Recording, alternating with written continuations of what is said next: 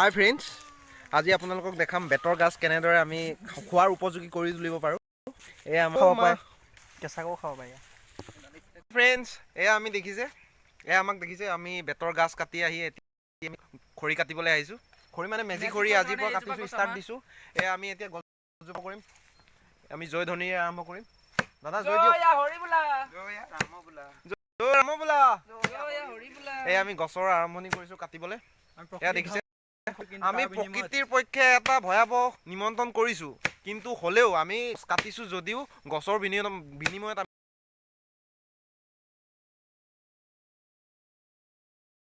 এয়া আমি বেতৰ গাছৰ প্ৰস্তুতি চলাই আছোঁ।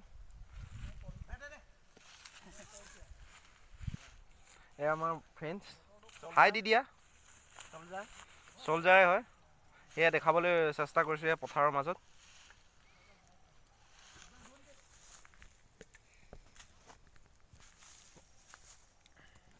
এতিয়ালৈকে 4ডাল হ'ল।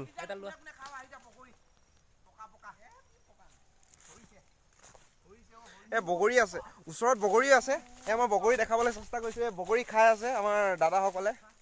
বগৰী খাব পাৰিব, আহক। আমাৰ মিচিমিয়াটি গাঁৱৰ এই পথাৰৰ পৰিৱেশ চাওক, কি সুন্দৰ। এতিয়া সেয়া আঘোণত কটা ধানৰ নৰাবিলাক এতিয়া গৰুৱে খাই শেষেই কৰিলে, এনেকুৱা অৱস্থা হৈ আছে। তথাপিও ভাল লাগিছে, খৰি কাটিম এতিয়া। এয়া কিন্তু খৰি কটাৰ আগতে আমি দেখি পালোঁ বেতৰ গাছ। গতিকে বেতৰ গাছ আমি চলাই আছোঁ।